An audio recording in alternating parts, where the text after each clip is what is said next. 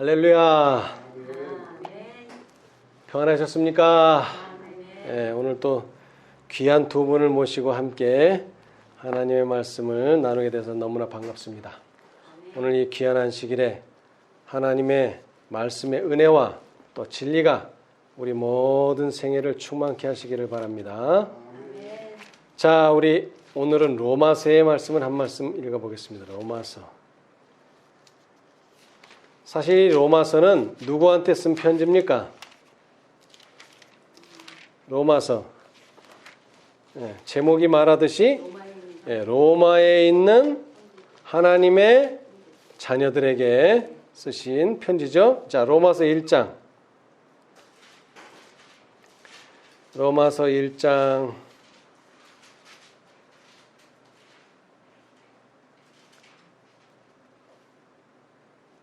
우리 7절 한번 보겠습니다. 로마서 1장 7절.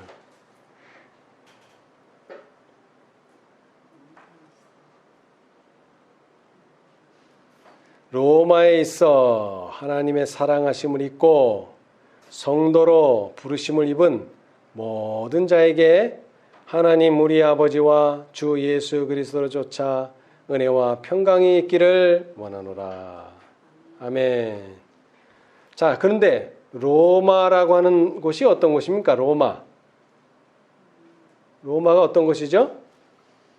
이방인의 나라고 또 특별히 이 유대인들도 유대 나라도 어느 나라의 속국이었습니까? 로마의 속국이었습니다. 이때 당시에 로마는 전 세계를 정복한 제국이었습니다. 대단한 제국이죠. 그러다 보니까 이 로마인은 이방인이기도 하지만 종교를 인정하지 않는 그런 사람들입니다. 그런데 감사하게도 이 로마에 누가 있어요? 하나님의 사랑하심을 입고 성도로 부르심을 입은 자들이 로마에까지도 있었다는 것입니다. 로마. 그때 당시에 전 세계를 제패했던 그 나라에도. 자, 그래서 이 로마서는 이방인으로서 하나님의 자녀가 된 그러한 로마에 있는 성도들에게, 형제들에게 하는 편지인데요. 11장을 보겠습니다. 11장. 사실 하나님의 백성들은 이때 당시에 근원이 두 근원에서 나왔습니다.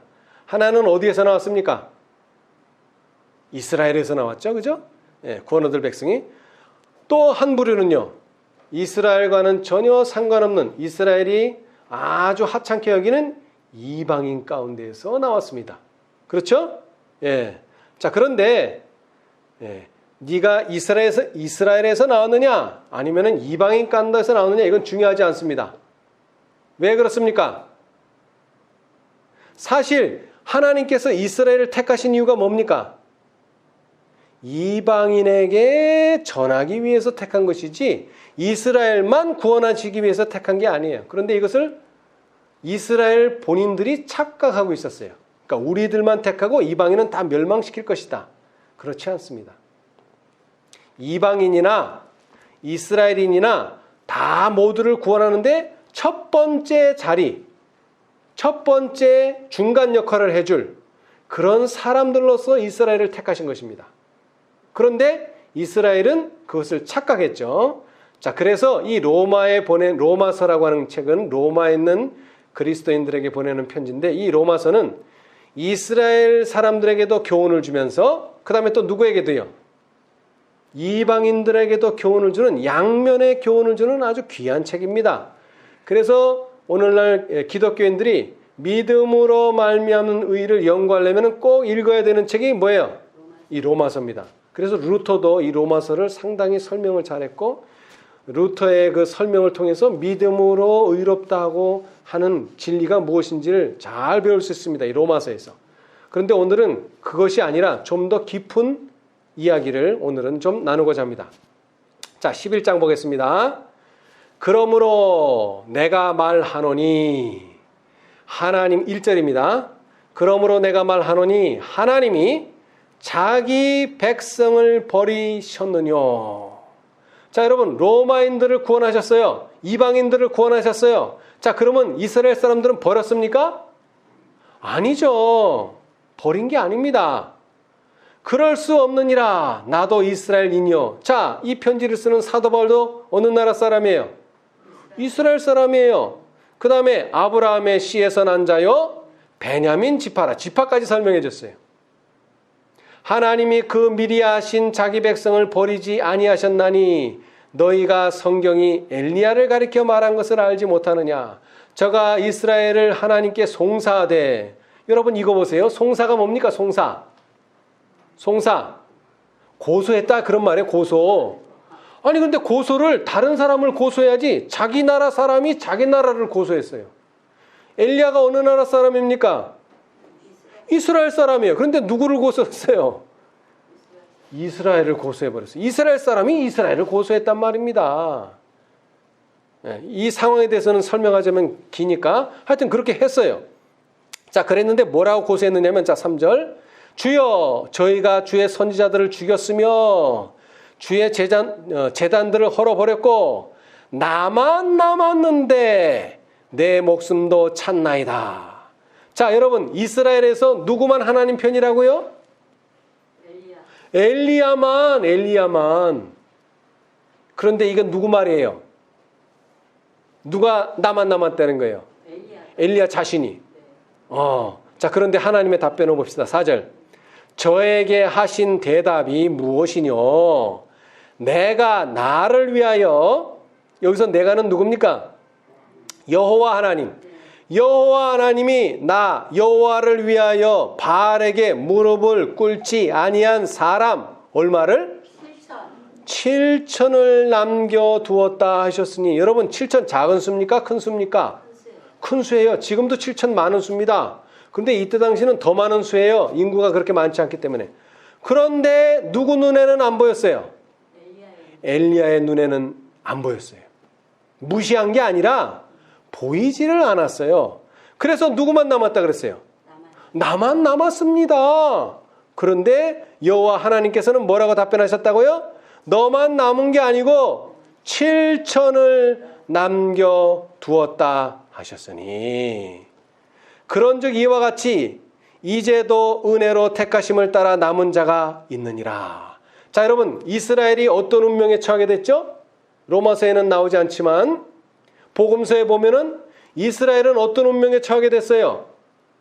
멸망할 운명에 처하게 됐어요. 왜? 예수를 십자가에 못 박았기 때문입니다.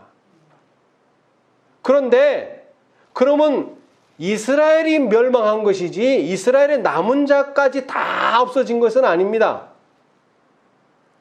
아직도 누가 있다고요? 나라 자체는 멸망했지만 거기에는 남은 자가 있다는 것입니다. 이제 그걸 설명하는 거예요.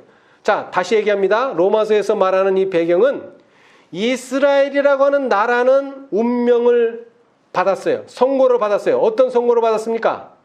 멸망. 이 지구상에서 사라지는 선고를 받았어요. 그러나 이스라엘 사람들까지도 그 안에 구원들 백성들까지도 다 죽었느냐? 그건 아니라는 것입니다. 남아있어요. 그런데 그 숫자는 몰라요. 그 숫자는 몰라요. 여기 엘리야 시대 때는 숫자를 분명히 말씀하셨어요. 7천이라고. 그러나 여기에서 지금 현재 사도 바울 시대에는 몇 명이 남았는지는 모르지만 하여튼 남아 있습니다. 그런즉 이와 같이 이제도 은혜로 택하심을 따라 남은 자가 있느니라. 남은 자가 있습니다. 자, 그럼 제가 하나 질문 드릴게요. 자, 남은 자는 하나님의 백성입니까? 아닙니까? 자, 여기서는 하나님의 백성입니다. 자, 그런데 6절 읽어보겠어요. 만일 은혜로 된 것이면 행위로 말미암지 않음이니 그렇지 않으면 은혜가 은혜되지 못함이니라. 못하느니라. 그런즉 어떠하뇨? 이스라엘이 구하는 그것을 얻지 못하고 오직 택하심을 입은 자가 얻었고 그 남은 자들은 완악하여 졌느니라.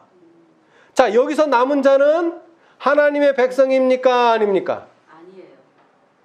하나님의 백성이 자, 다시 묻겠어요.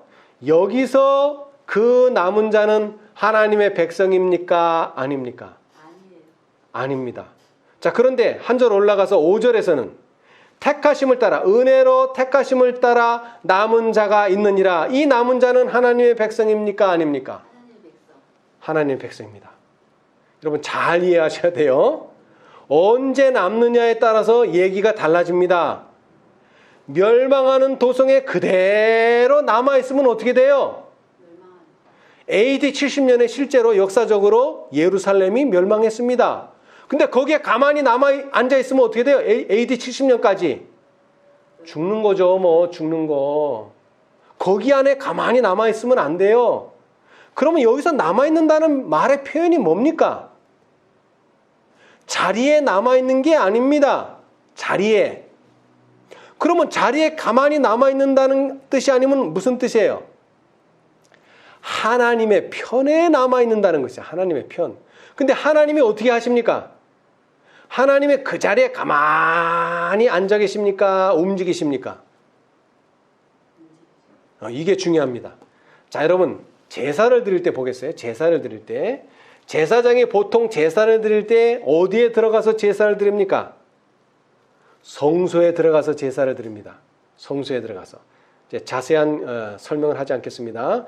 어린 양의 피를, 그 죽인 피를 가지고 제단에도 뿌리고 그 다음에 그 피를 들고 들어가서 성소와 지성소 사이를 막고 있는 휘장에 뿌리기 위해서 성소에 들어갑니다. 그것이 보통의 제사입니다. 자, 그런데 특별한 날, 속죄일 날은 누가요? 대제사장이, 일반 제사장이 아니고 대제사장이 어디까지 들어갑니까? 지성소까지 들어갑니다. 지성소까지. 그런데 예수님을 따라 지성소까지 안 들어가고 성소에만 남아있으면 됩니까? 안 됩니까? 안 되죠. 거기에 남아있으면 큰일 납니다. 뭐 다른 큰일이 아니라 구원 얻을 수가 없어요. 거기에 남아있어서는 안 됩니다. 그러면 어디를 따라가야 돼요? 대제사장을 따라가야죠. 대제사장을.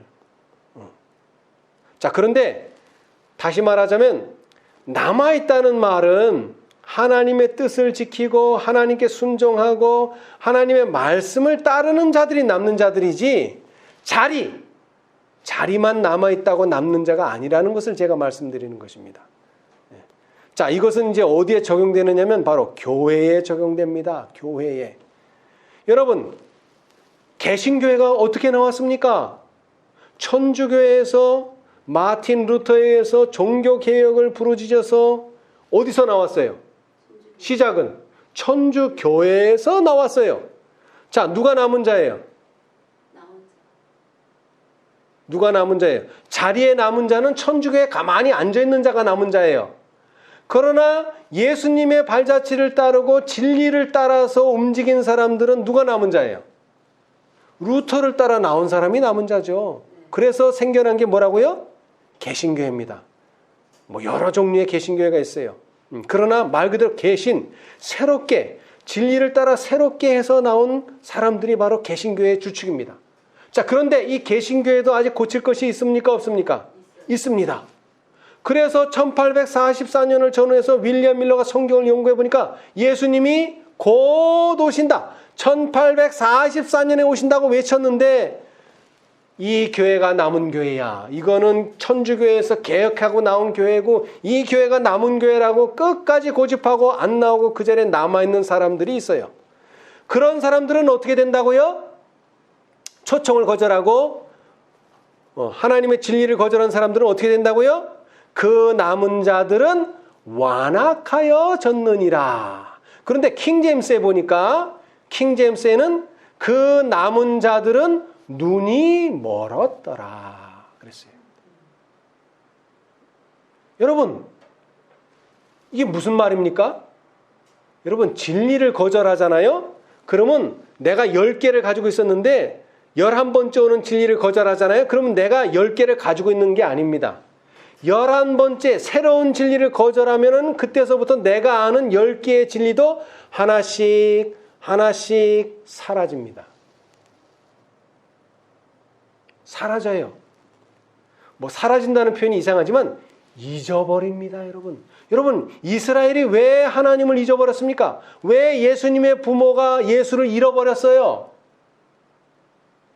그냥 전에도 잘 따라왔으니까 지금도 잘 따라오겠거니 하고 점검을 하지 않아서 그렇게 된 거예요. 하루 동안. 당연히 잘 따라오겠지라고 추측하면서 가버렸어요. 근데 밤에 보니까 있어요, 없어요, 예수가? 없어요. 없다고요. 마찬가지입니다. 여러분, 이스라엘이 나는 하나님의 백성이다 생각하고 있었는데 정작 예수님, 하나님의 아들이 왔는데 어떻게 해버렸어요? 거절해버렸어요. 거절. 그러니까 뭐예요, 이제? 여태까지 구약을 알고 구약에 박사들였는데 그 구약도 이제는 잃어버리게 된 거예요. 구약도 잃어버리게 됐어요. 지금 신약시대가 왔는데, 로마서를 기록하는 신약시대가 왔는데, 신약을 모르는 거는 둘째치고 이제 구약도 잃어버렸어요. 구약도. 진리의 특성이 그런 겁니다. 새로운 진리가 계속적으로 반복되고 새로운 진리가 새로워지지 않으면 내가 알고 있는 진리도 결국은 잃어버리게 된다는 거예요. 여러분, 모래는 쥐면 질수록 어떻게 됩니까? 없어집니다. 모래는 쥐면 질수록 없어져요. 모래는 살며시 잡아야지 꼭 쥐면은 다 없어져요. 자, 다시 말합니다. 우리가 진리를 거절하면, 새로운 진리를 거절하면, 단서는 새로운 진리입니다. 새로운 진리를 거절하면 내가 이전에 알고 있던 모든 진리가 어두워진다. 여러분, 완악하다는 표현이 여기서 끝나는 게 아니에요. 자, 한 장 그 다음을 봅시다. 8절. 기록된 바, 하나님이 오늘까지 저희에게 혼미한 심령과 보지 못할 눈과 듣지 못할 귀를 주셨다 함과 같으니라. 이거 비유적인 표현이에요. 여러분 한번 생각해 보세요. 눈이 멀었다는 것을 어떻게 말할 수 있어요? 혼미한 심령. 머리가 맑지를 않아요. 뭔가 뚜렷하지를 않아요. 희미해요. 자, 그 다음에는요. 보기는 보는데 안 보여요. 보기는 보는데 안 보여요. 그 다음에는요. 듣기는 듣는데 안 들려요. 이런 상황이 돼버리는 거예요. 여러분, 한밤에요. 불을 켜서 우리가 보고 있는데 누가 불을 꺼버려요. 보입니까? 안 보입니까? 안 보여요. 여러분, 눈 아무리 떠보세요. 안 보여요. 뭐가 없어서? 빛이 없기 때문에 안 보이는 거예요. 여러분, 눈 떠도 안 보여요. 눈 떠도 안 보인다고요. 자, 그 다음에 듣지 못하는 귀. 예. 여러분, 하나님께서는 음성을 계속 들려줘요. 그런데 그것이 무슨 소리와 같다 그랬어요? 계시록에. 물소리와 같다 그랬어요. 물소리. 하나님의 음성은 물소리와 같아요. 그런데 정말 영적으로 이 귀가 트인 사람, 귀 있는 자는 성령이 교회들에게 하시는 말씀을 들을지어다. 영적으로 귀가 트인 사람은 들리지만 다른 사람은 아무리 들어도 그냥 물소리예요. 아무리 들어도 물소리예요. 예. 자, 그런데 한 장을 넘겨보세요. 예. 25절. 형제들아, 로마서 11장 25절. 성경책을 한 장 넘기세요. 형제들아, 너희가 스스로 지혜 있다함을 면키 위하여 이 비밀을 너희가 모르기를 내가 원치 아니하노니, 이 비밀은 이방인의 충만한 수가 들어오기까지 이스라엘의 덜어는 완악하게 된 것이라. 여기도 뭐가 나옵니까? 완악이 나오죠. 완악은 글자 그대로 하면 마음이 악해지는 거예요. 그런데 원어적으로 보면 눈이 머는 겁니다. 눈이 머는 거예요. 자, 눈이 멀면 어떻게 된다고요? 봐도 안 보이고 들어도 안 들려요. 그 다음에는요, 결론적으로 내 마음이 혼미해요. 혼미. 여러분, 미신이라고 말하죠. 보통 미신. 예? 점치고 뭐 이런 거 무당굿하고, 그것만 미신이 아니에요. 기독교 안에 있는 미신이 더 무서워요. 여러분, 차에 봤어요? 차에 백미러에 불교 신자는 염주 걸어놓고, 천주교에는 거기다 묵주 걸어놓고, 기독교에는 거기다가 십자가 걸어놓고, 그게 미신이에요. 그거 걸어놓는다고 사고 안 납니까? 날라면 나요. 근데 사람들은 이거 걸면 안 난다라고 믿는 것 뿐이지 그거 걸어놓는다고 사고 안 나는 거 아니에요. 자기가 조심해야지. 그리고 기도하고 다녀야지. 예. 자, 여러분, 사람들이요 진리를 거절하고 하나님이 주시는 기별을 거절하면 사람들이 어떻게 된다고요? 눈이 멀어요. 그러면 어떤 결과가 일어나는지 봅시다. 자, 눈이 멀면은, 자, 데살로니가 후서. 이런 일이 벌어져, 이제 눈이 멀면은. 데살로니가 후서.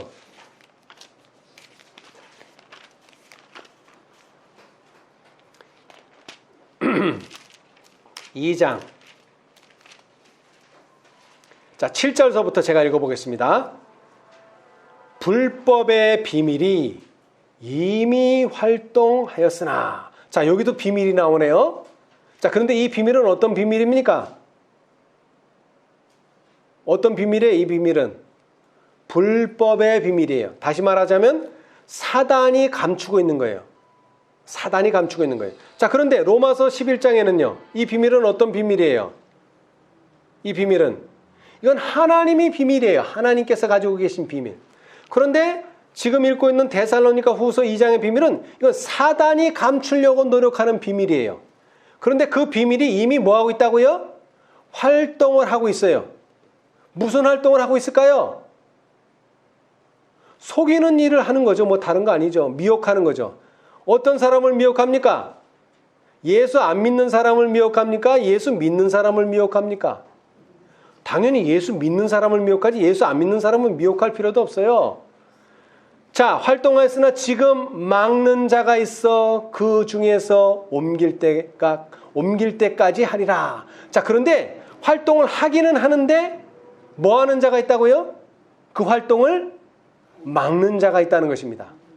그래서 아주 그냥 범세계적으로 또는 아주 활동적으로 활동을 못해요. 왜? 막는 자가 있기 때문에. 못하게 하는 사람이 있단 말이에요. 자, 그런데 뭐가 되면은요, 옮길 때가 되면 그 막는 자가 이제 더 이상 그것을 막지를 않고 내버려 두면 무슨 일이 벌어질까요? 거기에 많은 사람들이 불법의 비밀에 휩쓸려 가겠죠. 미혹당하겠죠. 자, 이제 거기에 대한 설명을 계속합니다. 8절. 그때에 그것이 옮겨져서 불법이 아주 성행하게 될 때에 불법한 자가 나타나리니 주 예수께서 그 입의 기운으로 저를 죽이시고 강림하여 나타나심으로 패하시리라. 그런데 이 활동은 언제 끝이 납니까? 언제 패해져요? 이 불법한 자의 활동이 예수님이 그 사람을, 그 활동하는 사람을 죽이고 그 다음에 예수님이 강림하셔서 나타나셔야 그제야 뭐가 되는 거예요? 끝이 나는 겁니다. 그제야 끝이 나요. 자, 그제야 끝이 난다는 말은 그렇게 활동하는 사람들이 나타나서 미혹을 해서 예수 믿는 자와 예수 믿지 않는 자를 뚜렷하게 선을 그어줘야지만 하나님께서 뭐를 할 수 있어요? 심판을 하실 수 있단 말이에요. 여러분, 지금도 여러분 나가서 보면 알겠지만 종교 없는 사람이 있는 사람이 다 물어보면은 아주 뚜렷하게 예수를 싫어하는 사람도 있지만 예수를 싫어하지도 않고 그렇다고 좋아하지도 않고 중간인 사람들이 많이 있어요. 지금 세상에. 그렇죠?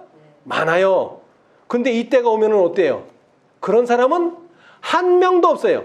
아, 나는 중간이야. 나는 예수도 안 믿고 그렇다고 사단도 안 믿어. 이런 사람은 하나도 없어요. 왜? 그렇게 둘 사이가 분명해져야지만 심판을 할 수 있고 심판을 하실 수 있어야지만 예수님이 오실 수가 있어요. 자, 10절, 이제 10절이 중요합니다. 9절서부터 10절이 중요해요. 악한 자의 이 마음은 사단의 역사를 따라 모든 능력과 표적과 거짓 기적과 불의의 모든 속임으로 멸망하는 자들에게 이 말이니.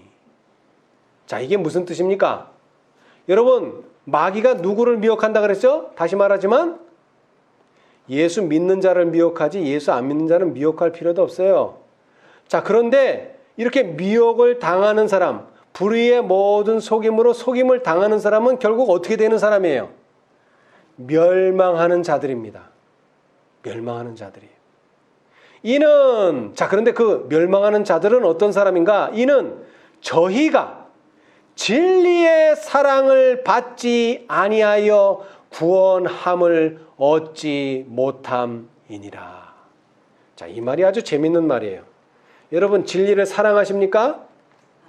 아멘. 자, 그런데 여기는 진리를 사랑하지 않는 사람이 구원을 못 받는 게 아니고 진리의 사랑을 받지 않는 사람이 구원을 얻지 못한다 이 말이에요. 이게 무슨 뜻입니까? 우리가 진리를 사랑하는 거하고 진리가 우리를 사랑하는 거하고 무슨 차이예요? 이걸 잘 이해하셔야 돼요. 오늘날. 여러분, 특별히 개신교회에는 열심히 있는 사람이 많더라고요. 천주교회보다도 더 많고 우리 안식일을 지키는 사람들보다도 더 많아요. 그런데 가만히 보면은 진리의 사랑을 받기보다는 진리를 사랑하는 사람이 많아요. 그런데 이게 언제 가면은 판가름 나는지 아세요? 위기가 오면은 판가름 납니다. 여러분, 베드로가 왜 예수를 배반했어요? 베드로는 진리를 사랑하는 사람이기 때문에 배반했어요. 만약 베드로가 진리의 사랑을 받는 사람이었다면 절대로 그는 배반하지 않았을 것입니다. 자, 이게 무슨 뜻이냐면은, 자, 예를 하나 들게. 제가 잘 드는 예입니다. 6.25가 끝나고요, 우리나라는 엄청나게 가난했습니다. 먹을 게 없어요, 먹을 게. 예. 그런데 어떤 아이가 시장을 걸어가는데 아주 그냥 고소한 냄새가 나는 거야, 이게. 땅콩 냄새가. 땅콩이. 여러분, 땅콩 냄새 얼마나 고소합니까? 그래, 걔가 거기서 그냥 침을 꼴깍 상해서 거기서 쳐다보고 있는 거예요. 하루가 지나도 살 돈이 없어요. 이틀이 지나도 살 돈이 없어요. 걔는 맨날 와서 뭐 하는 거예요? 그냥 쳐다만 보고 냄새만 맡는 거지. 냄새만. 한 달쯤 하니까 땅콩집 주인이 불쌍하잖아요. 하루 이틀도 아니고 한 달 동안 하루도 빠짐없이 그 가게 와서 그냥 쳐다보는데 얼마나 안쓰럽겠어요. 그래? 야, 그러면 너 내가 많이 줄 수는 없고 한 주먹만 쥐어가라. 한 주먹만 쥐어가. 그런데 얘가 이상하게 쥐어가지를 않아요. 우리 같으면 뭐 얼른 쥐었겠죠. 안 쥐어가. 주인이 답답한 거야. 아니, 쥐어가라니까. 그래도 가만히 있어. 답답하니까 주인이 한 손을 탁 들더니 쥐어줬어요. 근데 얘는 어떻게 받을까요? 두 손으로. 왜? 그 주인 아저씨는 손이 크니, 어른이니까 손이 크잖아요. 자, 이거예요. 내가 진리를 아무리 사랑한들 내가 사랑하는 건 인간의 힘으로 진리를 사랑하는 거예요. 그건 한계가 있어요. 어디까지는 돼요? 평안하고 안정할 때는 돼요. 근데 핍박이 오고 막 나를 죽인다 그러면 그때는 힘들어요. 내 힘으로 진리 사랑하기 힘들어요. 그러나 뭐를 하면은 진리의 사랑을 받는 사람들은 내 힘으로 아니고 하나님께서 주시는 사랑을 받기 때문에 얼마든지 이겨낼 수 있어요. 그 차이라는 것입니다. 오늘날 우리가 별 볼 일 없는 사람처럼 보이죠? 별 볼 일 없는 사람 맞아요. 우리는 다윗처럼 궁정에 가서 있는 사람들이 아니기 때문에 지금은 눈에도 안 띄어요. 그러나 뭐가 나타나면요, 거친 비바람이 오고 풍파가 오고 시련이 오면 그때서야 우리는 나타나요. 그것은 하나님의 뜻이 아닙니다. 우리는 인간의 법을 존중하지 않습니다. 우리는 하나님의 법만은 그때 가서야 나타나요. 우리는. 그러나 지금은 나타날 필요도 없고 나타나지도 않아요. 다시 말합니다. 우리가 진리를 아무리 사랑해도 진리가 우리를 사랑하는 것을 따라갈 수가 없습니다. 자, 이 말을 다시 말합니다. 진리는 만들어지는 것이 아닙니다. 근데 오늘날 많은 사람들이 진리를 만들어요. 발명을 해내더라고. 성경에도 없는 진리를 만들어내더라고. 여러분 다시 말하지만 진리의 사랑을 받는다는 말은 배운다는 말입니다. 다른 뜻이 아니에요. 또는 뭐예요? 배운다 또는 뭐예요? 받아들인다는 말입니다.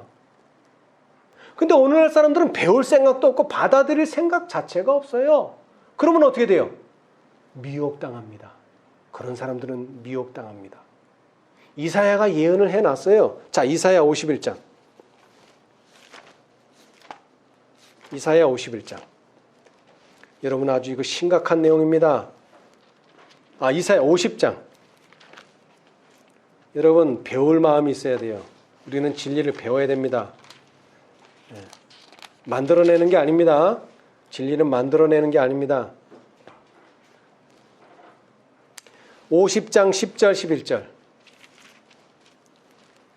너희 중에 여호와를 경외하며 그 종의 목소리를 청종하는 자가 누구뇨? 흑암 중에 행하여 빛이 없는 자라도 여호와의 이름을 의뢰하며 자기 하나님께 의지할지어다. 아멘. 자, 그런데 11절. 불을 피우고, 여러분 이 불 이거 가져온 겁니까? 자기가 스스로 피운 겁니까? 스스로 피운 겁니다. 그 다음에는요, 횃불을 둘러띈 자여. 자기가 불을 피우고 횃불을 만들었어요. 너희가 다 너희의 불꽃 가운데로 들어가며 너희의 피운 횃불 가운데로 들어갈지어다. 너희가 내 손에서 얻을 것이 이것이라. 너희가 슬픔 중에 누우리라. 여러분 진리를 만들어내면 어떻게 되는 줄 아세요? 슬픔 중에 눕게 될 것입니다. 자, 그런데 선지자는 이것에 대해서 아주 분명한 설명을 해주셨어요. 이사야 50장 10절의 주석, 화이트 주석. 50장 10절 11절의 화이트 주석. 자신의 횃불이 아니라 하나님의 빛 가운데서 행하라. 제가 읽어드리겠습니다. 원수에 의해서 어느 정도라도 눈이 어두워졌던 일이 있는 사람들, 그리고 사단의 올무에서 완전히 회복되지 못한 사람들은 하늘에서 온 빛을 식별할 수가 없고 거짓을 받아들일 경향을 띠고 있기 때문에 위험 가운데 있을 것이다. 이것은 그들의 사상과 그들의 결정, 그리고 그들의 제안과 권면들, 이 모든 것들의 총체적 진로에 영향을 미칠 것이다. 하나님이 주신 증거는 그들에게는 증거가 아니다. 왜냐하면 그들이 빛보다는 어두움을 택함으로써 그들 자신들의 눈을 멀게 하였기 때문이다. 그 다음에 그들은 그들이 빛이라고 부르는 것들을 지어낼 것이다. 여러분, 빛은 지어내는 게 아닙니다. 뭐예요? 받아들이는 겁니다. 하나님께서 제시할 때 받아들이는 거예요. 근데 지어내는 사람들이 나타날 거예요.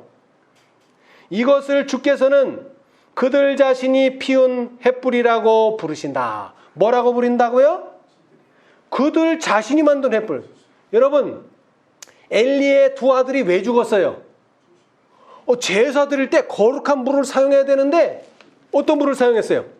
자기가 부싯돌로 켜가지고 그거 가지고 제사 드렸어요. 그래서 하늘에서 불이 내려와서 타 죽었어요. 여러분, 우리는 절대로 내 생각, 내 사상, 내 이론을 가리키면 안 됩니다. 절대로 안 됩니다, 여러분. 그러면 자기만 죽는 게 아니라 그거 듣는 사람도 죽는 겁니다. 근데 이게 왜 중요하냐? 자, 이거 뭐 다 읽으면 좋은데 한번 읽어봅시다. 그들은 이 횃불로 그들의 발걸음을 밝힐 것이다. 주께서는 너희 중에 여호와를 경외하며 그 종의 목소리를 청종하는 자가 누구뇨? 흑암 중에 행하여 빛이 없는 자라도 여호와의 이름을 의뢰하며 자기 하나님께 의지할지어다. 불을 피우고 횃불을 둘러띈 자여, 너희가 다 너희의 불꽃 가운데로 들어가며 너희 피운 횃불 가운데로 들어갈지어다. 너희가 내 손에서 얻을 것이 이것이라. 너희가 슬픔 중에 누우리라 하신다. 여호와께서 말씀하시기를 내가 심판하러 이 세상에 왔으니 보지 못하는 자들은 보게 하고 보는 자들은 소경이 되게 하려 함이라. 나는 빛으로 세상에 왔나니 무릇 나를 믿는 자로 어두움에 거하지 않게 하려 함이로라. 나를 저버리고 내 말을 받지 아니하는 자를 심판할 이가 있으니 곧 나의 한 그 말이 마지막 날에 저를 심판하리라고 하신다. 많은 사람들이 주께서 보내신 말씀들은 버리고 사람이 말한 것들을 빛이요 진리라고 받아들일 것이다. 인간의 지혜는 자부정과 헌신의 자리에서 사람을 깨어낼 것이다. 그리고 하나님의 기별을 무효화시키는 경향을 띈 것들을 많이 고안해낼 것이다. 우리들은 하나님과 밀접하게 연결되어 있지 않는 사람들을 안심하고 신뢰할 수가 없다. 비록 하나님의 백성들이 이 시대를 위해서 마땅히 지니고 있어야 할 진리를 입증하는 증거들이 그들 앞에 쌓여 있을지라도 그들은 사람들의 의견을 받아들이지만 참 목자의 음성은 알아들을 수가 없고 그들의 가마로 인하여 길을 잇는 사람들이 많이 생긴다. 네. 특별히 이 횃불은 예언을 뜻합니다. 예언. 자, 그 밑에 보겠어요. 거짓 예언의 횃불. 그는 내가 나가서 속이는 영이 되어 내가 할 수만 있다면 이들을 속이고 비평하고 저주하고 거짓 것을 만드는 이가 되게 하리라. 고 말한다. 사단이요. 기만과 거짓 증거의 죄가 큰 증거를 받았던 어떤 교회에 의해 받아들여져서 그 교회는 주님께서 보내신 기별을 제거할 것이요. 지극히 비이성적인 주장과 거짓된 추측과 거짓 이론들을 받아들이게 될 것이다. 사단은 그들의 미련함을 비웃는데 이는 진리가 무엇인지 알고 있기 때문이다. 많은 사람들은 사단의 가증한 횃불에서 불을 붙인 거짓 예언의 횃불을 손에 들고 강단에 서게 될 것이다. 목사들에게 보내는 증언에 그랬어요. 특별히 어떤 거짓 횃불을 든다고요? 예언. 예. 여러분, 이 횃불은요 중요한 의미가 있어요. 우리가 짐승과 그의 우상을 어떻게 이깁니까? 진리의 횃불을 든 자들만이 이깁니다. 그것이 기드온의 300명의 군사에게 나와 있어요. 기드온의 300명의 군사의 무기가 뭡니까? 좌수의 횃불, 우수의 나팔입니다. 자, 우리 사사기 7장 16절. 여러분, 마지막 14만 4천인 짐승과 그의 우상을 어떻게 이기느냐? 이 횃불과 나팔로 이기는 거예요. 다른 거 아니에요.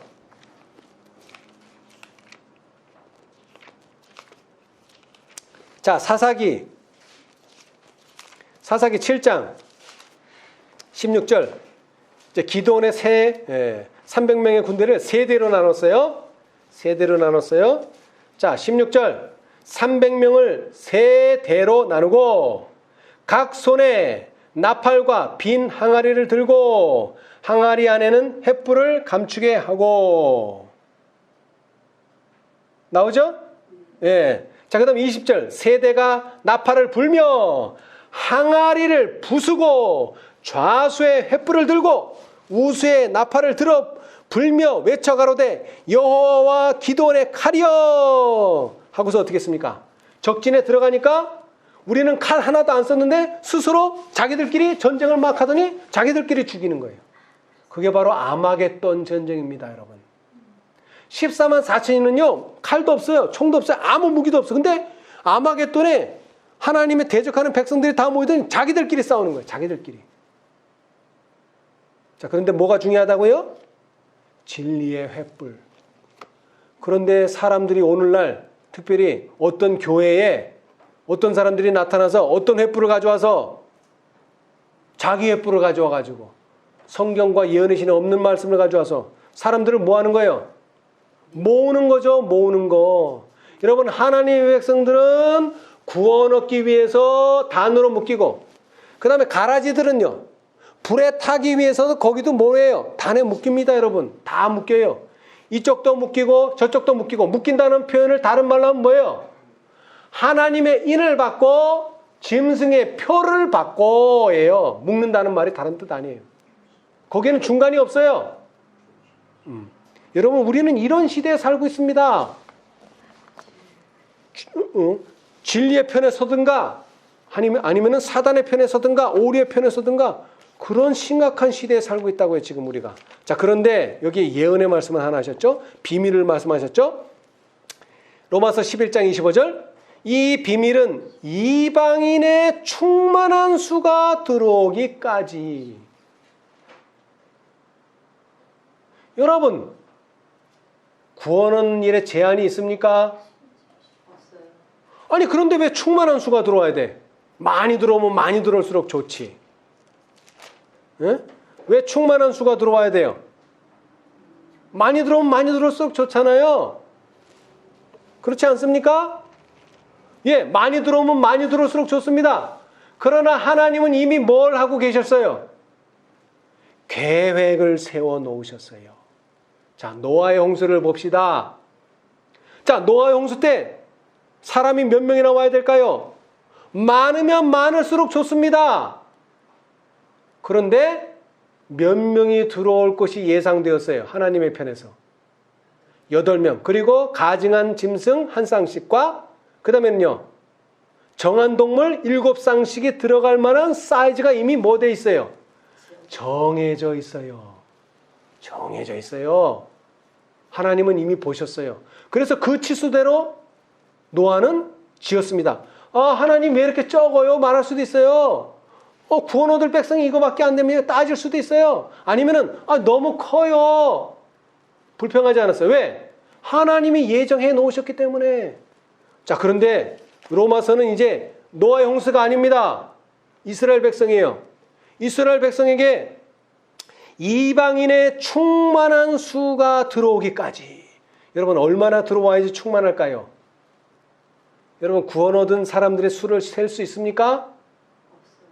있습니다. 13. 자, 봅시다. 아니요. 자, 요한계시록. 예언을 연구해야 돼요. 이거를 하려면 예언 연구. 자, 예언 연구.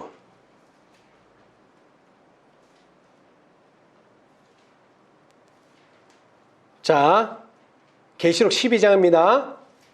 계시록 12장.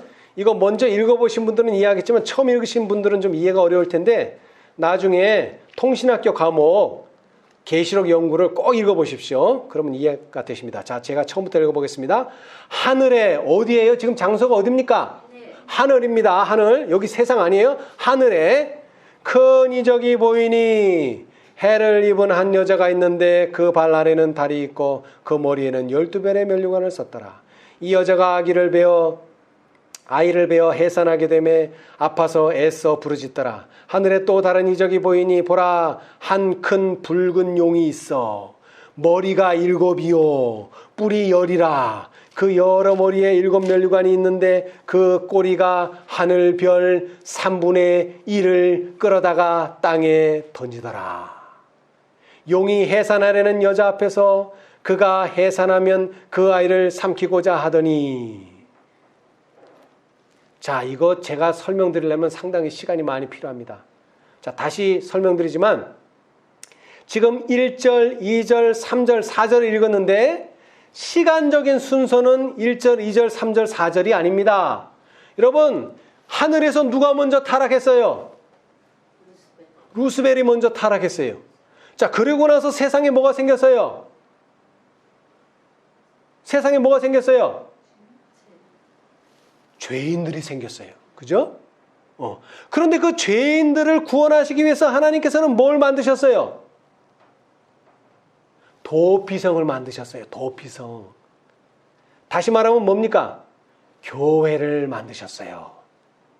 교회가 있고 하늘의 별이 루스벨이 생긴 게 아닙니다. 그죠? 순서가 루스벨이 생겨서 이 세상 사람들을 타락시켰기 때문에 하나님께서는 당신의 백성들을 하늘로 인도하시기 위한 기관으로서 교회를 만드신 겁니다.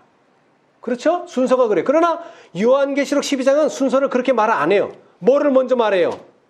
한 여자부터 얘기해요. 왜? 그게 제일 중요하다 이거예요. 지금 이 12장에서 제일 중요한 사람이 누구라고요? 한 여자. 근데 여자는 여자기 때문에 중요한 게 아니야.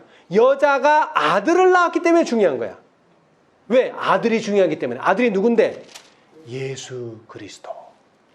근데 그 아들을 누가 낳았다고요? 마리아가 낳았다. 그럼 이해하기 쉬울 텐데 여자가 낳았다 그랬습니다.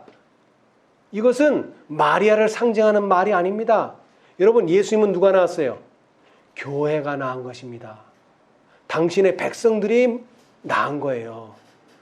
자, 마태복음 1장이 뭡니까? 마태복음 1장 1절. 마태복음 1장 1절. 뭐예요? 네, 족보가 나오죠? 근데 그 족보 제일 처음이 뭐예요? 아브라함과 다윗의 자손 예수 그리스도의 계시라, 세계라. 그러면서 쭉 나오죠? 만약 아브라함이 범죄했더라면 예수 나올 수 있어요, 없어요?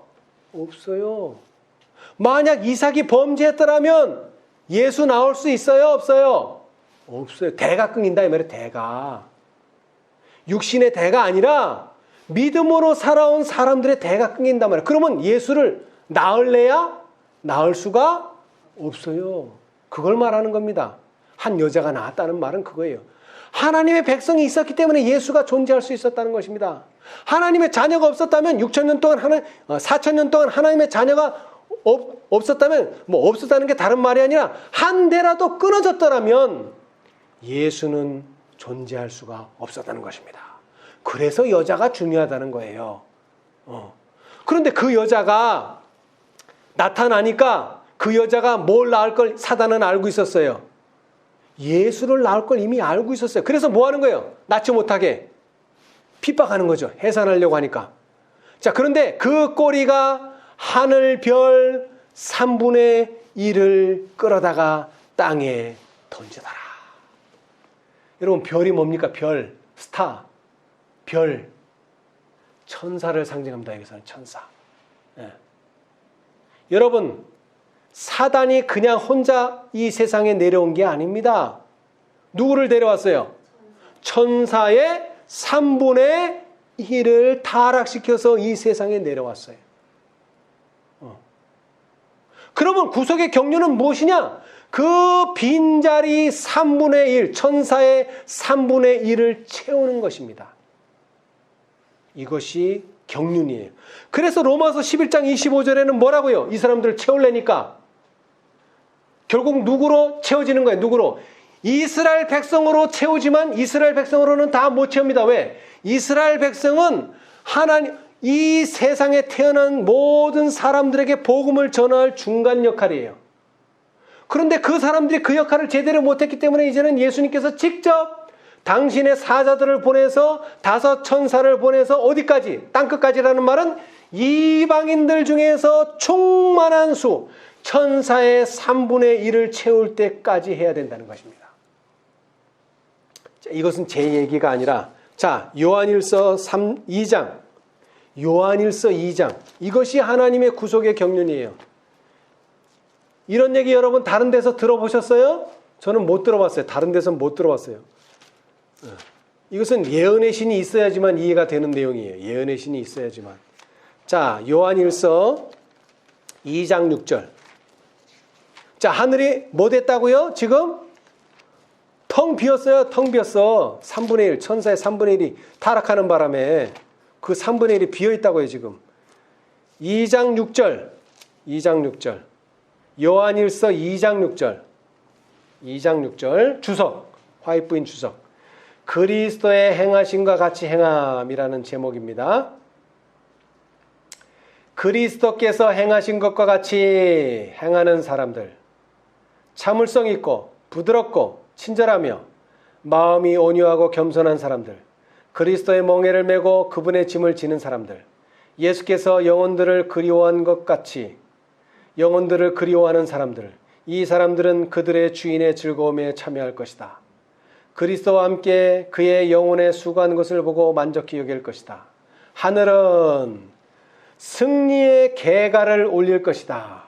이는 사단과 그의 사자들의 천사들의 타락으로 인하여 생긴 빈 자리를 주님의 구속함을 입은 사람들이 채울 것이기 때문이다. 아멘.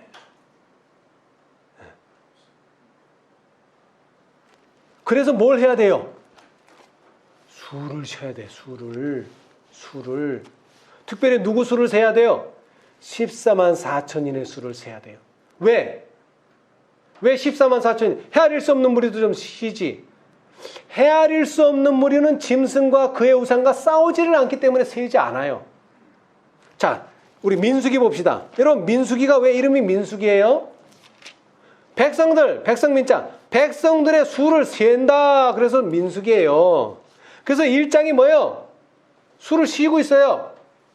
자, 민수기 1장 펴보세요. 민수기 1장. 민수기 1장. 자, 1절서부터 제가 읽겠습니다. 이스라엘 자손이 애굽 땅에서 나온 후 제2년. 자, 이스라엘 백성이 애굽 땅에서 나오는 때가 언제입니까? 제1년 1월 1일이죠. 그죠? 나오는 때가. 그때서부터 그러니까 얼마나 지난 거예요? 1년이 지난 거예요. 1년이 지났어. 그래서 제2년 2월이 됐어.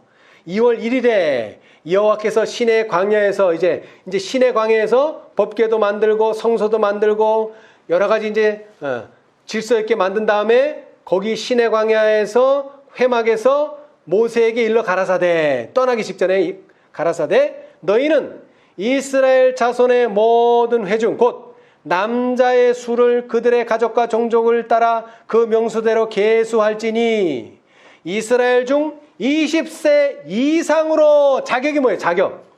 자격이 뭐예요? 싸움에 나갈 만한 모든 자를 너와 아론은 그 군대대로 계수하되. 누가 계수한다고요? 군인들만 쉰다 이 말이에요. 군인들만. 군인 아닌 사람은 안 쉬어요. 근데 얼마예요? 다시니까 얼마예요? 자, 46절. 60만 3,550명이었더라. 자, 그런데 또 뭐를 하죠? 또 계수를 합니다. 또 26장. 민수기 26장. 또 계수를 해요. 또. 자, 이제 어디서 계수합니까? 거의 40년이 지나서 광야를 한참 지나서 어디 가서 요단강에 딱 와서 이제 요단강 건너면 어디입니까? 가나안 가기 직전에 계수합니다. 가나안 가기 직전에 26장 1절. 연병 후에 시딤에서 연병이 있었죠. 연병 후에 여호와께서 모세와 제사장 아론의 아들 엘르아살에게 일러 가라사대 이스라엘 자손의 온 회중의 총수를 그 조상의 집을 따라 조사하되 이스라엘 중에 무릇 20세 이상으로 능히, 여기도 똑같아요. 능히 뭐 할 사람? 싸움에 나갈 만한 자를 계수하라 하시니.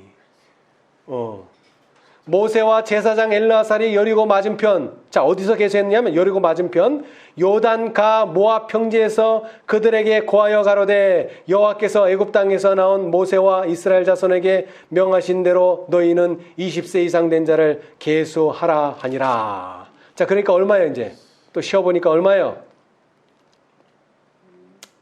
예, 얼마? 다시니까 51절. 이스라엘 자손의 계수함을 입은 자가 60만 1,730명. 예. 자, 뭐가 변하지 않았어요? 60만이라는 숫자는 변함이 없어요. 그렇죠? 광야 돌기 전이나 광야 돈 후나 변함이 없어요. 근데 숫자는 약간 줄었어요. 한 1,800명가량. 그러나 뭐는 변하지 않았다고요? 60만. 그건 변함이 없어요. 자, 그런데 여러분 여기서 기억해야 될 게 있습니다. 숫자는 거의 변함이 없는데 사람은 어떻게 됐어요? 완전히 바뀌었어요. 완전히. 모세도 없어. 아론도 없어. 누구만? 그때 사람 누구만 살았어요? 처음에 계수할 때 누구만? 여호수아와 갈렙만 남고 다 죽었습니다, 여러분. 다 죽었어요. 왜 죽었습니까? 명이 짧아서 죽었어요? 아닙니다, 여러분. 명이 짧아서 죽은 게 아니에요. 그 죽은 사람들 중에는 구원받을 사람이 있을지도 모르겠어요. 구원하고는 상관없어요. 약속의 땅에 들어가는 것과 구원하고는 상관이 없어요. 그러나 그들은 들어가지 못한다. 하나님께서 선언하셨어요. 왜 그렇습니까?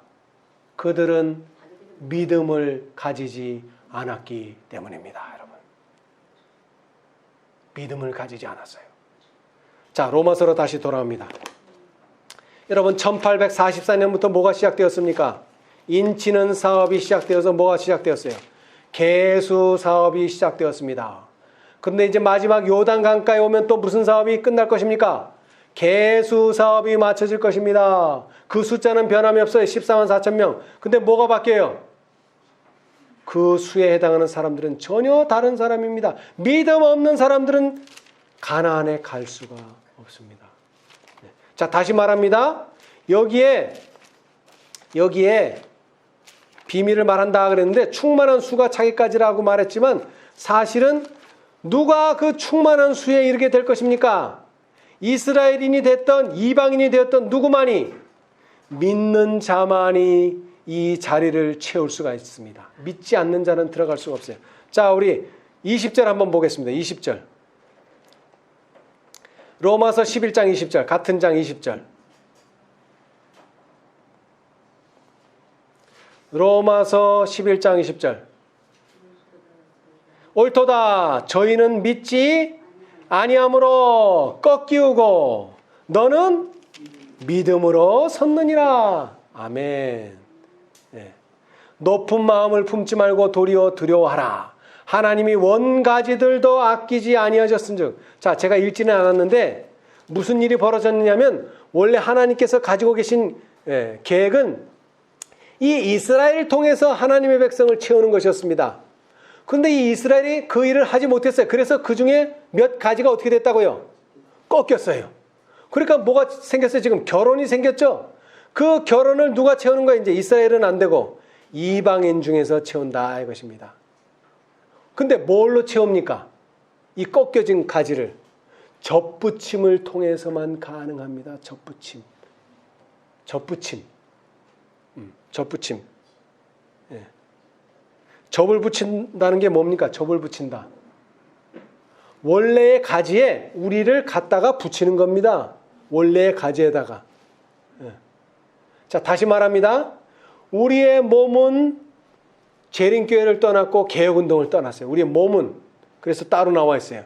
그러나 우리가 가지고 있는 진리는 무슨 진리예요? 원가지의 진리입니다. 원가지의 진리. 여러분, 진리는 재림교회가 가지고 있는 게 아닙니다. 진리는 개혁운동이 가지고 있는 게 아니에요. 진리는 말씀 속에 있어요. 근데 그 말씀을 부인하는 순간 그 가지는 더 이상 하나님의 원가지가 되지 못하고 뭐 되어버려요? 부러져 버려요. 그러나 우리는 원래 그 가지에 있었지만 부러졌지만 그 가지, 원래의 가지에 붙기 위해서 돌 감람나무에서 났던 우리가 원가지의 접붙임을 통해서 감람나무, 하나님의 감람나무의 가지가 될 수 있다는 것입니다. 그런데 그것은 뭐라고 얘기했어요? 비밀이다. 그래서 비밀.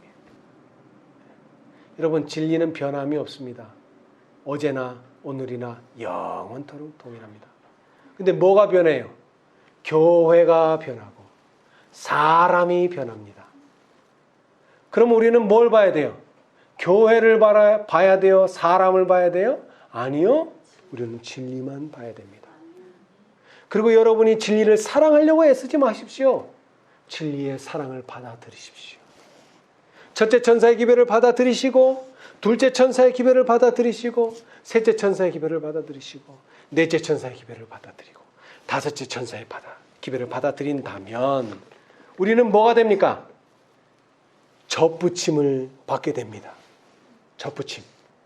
자, 우리 한 말씀만 읽고 마치겠습니다. 한 말씀만 읽고.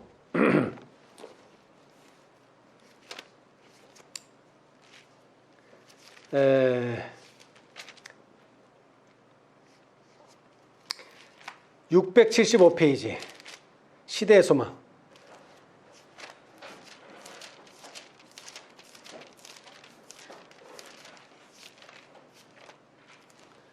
(675페이지)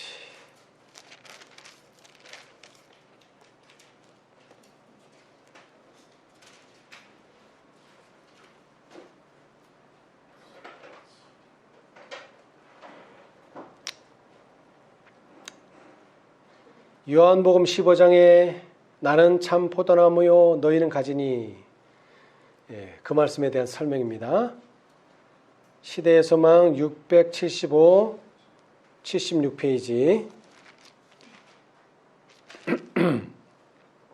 자, 오른쪽 단 구속의 역사 891페이지 오른쪽 단 맨 위에 보시면 나는 포도나무요 너희는 가지니 라고 그리스도께서는 당신의 제자들에게 말씀하셨다. 비록 예수께서 그들을 떠나가려고 하셨지만 그들과 그분과의 영적 연합은 변함이 없을 것이었다. 그분은 가지가 포도나무에 연결된 것은 너희가 나에게서 지지를 받아야 할 관계를 나타내는 것이라고 말씀하셨다. 어린 가지는 산 포도나무에 접붙여지되 섬유질과 섬유질이, 잎과 잎이 연결되어 포도나무 줄기로 자란다. 포도나무의 생명은 그 가지의 생명이 된다. 그와 같이 허물과 죄로 죽은 영혼이 그리스도와의 연결을 통하여 생명을 얻는다. 그분을 개인의 구주로 믿음으로써 연합은 이루어진다. 죄인이 그의 결점을 그리스도의 장점에, 그의 텅 빈 것을 그리스도의 충만하심에, 그의 연약함을 그리스도의 항구적인 능력에 연합시킨다. 그때에 그는 그리스도의 정신을 가진다. 그리스도의 인성이 우리의 인성에 감응되며 우리의 인성이 신성에 감응된다. 이와 같이 성령의 역사를 통하여 인간은 거룩한 본성에 참여하는 자가 된다. 인간은 사랑받으신 분인 예수 안에서 받아들여진다. 아멘. 이렇게 됐을 때에 진리의 사랑을 받게 된다는 것입니다. 자, 그러면은 우리의 생각은 누구의 생각이 되고 예수의 생각이 되고 내 마음은 예수의 마음이 되고. 자, 우리 실물교훈 312페이지. 실물교훈 312페이지. 이 예언의 신이 얼마나 명확하게 말씀을 하시는지 몰라요. 312페이지. 우리가 혼인 예복을 입는다. 그게 무슨 뜻이냐 하면은 바로 이런 뜻이라는 겁니다.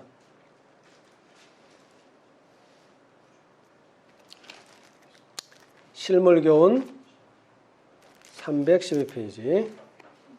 거기 혼인 예복을 입지 않음에 대한 설명인데요. 자,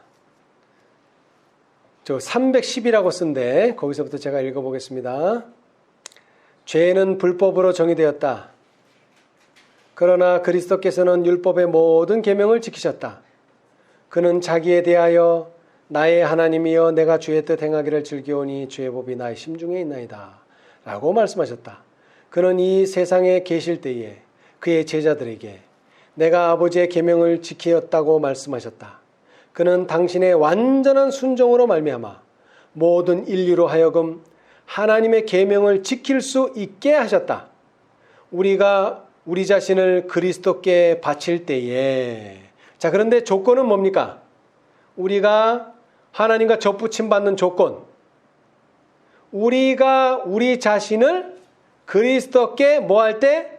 바칠 때에만 가능하다는 것입니다. 바칠 때에 우리의 마음은 그리스도의 마음과 연합되고 우리의 뜻은 그분의 뜻과 합병되고 우리의 정신은 그분의 정신과 하나가 되고 우리의 생각은 그분에게 사로잡히게 되어 마침내 우리는 내 생애를 사는 게 아니고 그분의 생애를 살게 된다. 이것이 바로 그분의 의의 옷을 입는다는 의미이다. 우리 모두 예수 그리스도의 의의 옷, 또 예수님과의 접붙임을 통해서 하나님의 백성으로 계수되는 저와 여러분이 되시기를 간절히 바라면서 말씀 마치겠습니다. 감사합니다. 하늘에 계시는 감사하신 저희들의 아버지, 오늘날 당신의 백성들을 찾기 위하여 얼마나 애쓰고 계시는지 다시 한번 깨우쳐 주시니 감사합니다. 그러나 이것은 그냥 하는 말이 아니라 모두 다 분명한 계획 하에 주어졌다고 하는 사실을 다시 한번 깨우쳐 주시니 감사합니다. 이제 당신의 자녀들을 구원하시어 그 비어있는 천사들의 3분의 1의 자리를 대신하기로 계획해 주셨사오니 감사합니다. 이제 그 수가 찰날이 멀지 않았습니다. 14만 4천인의 수가 찰날이 멀지 않았습니다. 주님 도와주셔서 우리가 볼 수 있는 눈을 가지고 들을 수 있는 귀를 가지고 분명한 진리의 말씀 위에 우리의 믿음을 세울 수 있도록 축복하여 주시옵소서. 세상에 진리를 사랑하는 사람이 많으나 진리의 사랑을 받는 사람은 극히 적습니다. 도와주셔서 우리는 진리를 사랑하는 사람이 아니라 진리의 사랑을 받는 사람들이 될 수 있도록 도와주시옵소서. 그리하여 어떠한 미혹과 어떠한 흔들림에도 넘어지지 않고 굳건히 하나님의 편에 설 수 있는 저희가 되게 하여 주시옵소서. 우리를 위하여 베푸신 이 놀라운 계획이 맞춰져 갈 때에 당신의 천사들을 세상에 보내셨사오니 그 천사들과 협력하는, 특별히 계시록 18장 천사들과 협력하는 저희들이 되게 하여 주시옵소서.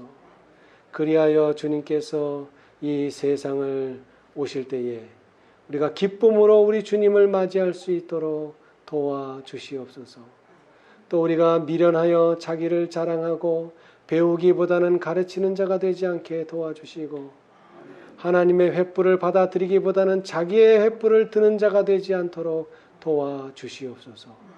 그리하여 주님께서 외치라고 말씀하실 때에 왼손에는 횃불을 들고 오른손에는 나팔을 불 수 있는 저희 모두가 되도록 축복하여 주시옵소서.